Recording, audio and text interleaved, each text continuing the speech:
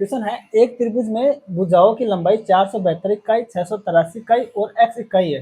तीनों भुजाओं की इकाई दे रखे हैं, ठीक, माप दे रखे हैं। x के लिए संभावित पूर्णांक मान कितने हो सकते हैं? अब x के लिए पूछ रहा कि x के कितने मान हो सकते हैं, ठीक।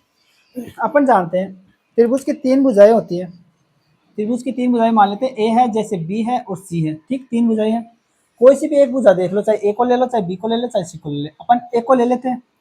ए का मान बाकी की जो भुजाएं हैं उनके अंतर से तो बड़ा होगा, बी माइनस सी के अंतर से, मतलब ए ले लिया, ए का मान है वो, उसकी बाकी भुजाएं मतलब बी और सी, इनके अंतर से तो बड़ा होगा ए का मान, और इनके योग से यानी बाकी की जो भुजाएं इनके योग से छोटा होगा ए का मान, ठीक। ये बात सही है, ठीक है। अब अपने को क्या क्या दे रखा है? अपने को दे रखा है 472 इकाई है एक त्रिभुज की, एक भुजा की लंबाई तो, और एक भुजा की लंबाई 683 बता रखा है, एक भुजा की लंबाई x बता रखा है, ठीक। तो अपन x का मान क्या हो सकता है चेक करें। तो x का मान क्या होगा? बाकी की भुजाओं के अंतर से तो बड़ा होगा, यानी कि 683 माइनस 472 करेंगे तो एक एक और दो, यानी कि 211 से तो इसका मान बड़ा होगा x का, और इन दोनों के योग से छोटा होना चाहिए x का मान। तो योग कर लेते हैं, 683 472 करेंगे योग, तो 3 2 5 7 7 14 15 5 6 हंसी लगी 11 11 55 से छोटा होगा, यानी कि x का मान कितना होगा? 211 से तो बड़ा होगा और 1155 से छोटा होगा x का मान, ठीक। अब अपने को ज्ञात करना कि x का मान, इसका मतलब क्या हुआ? x में ये 211 और ये 1155 तो शामिल है ही नहीं, मतलब x का मान कितना हो सकता है?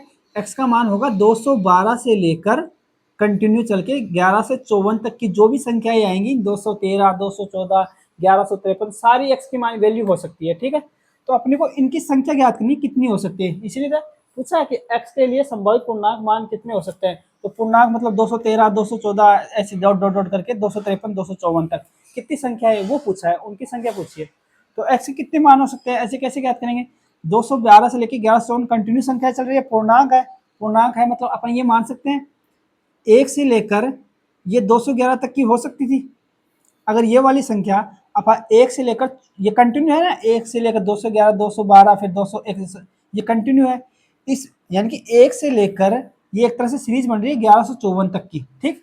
इसमें से अपन एक से लेकर 211 तक की निकाल दें तो ये 212 से लेकर 254 की कितनी संख्या इसका पता चल जाएगा। तो यानी कि इसका मतलब है कि अपन 1154 में से 211 निकाल दें तो इनकी संख्या आ जाएगी 212 से लेकर 1154 तक कितनी संख्याएं हैं, पूर्णांक कितने हैं, ये पता चल जाएगा।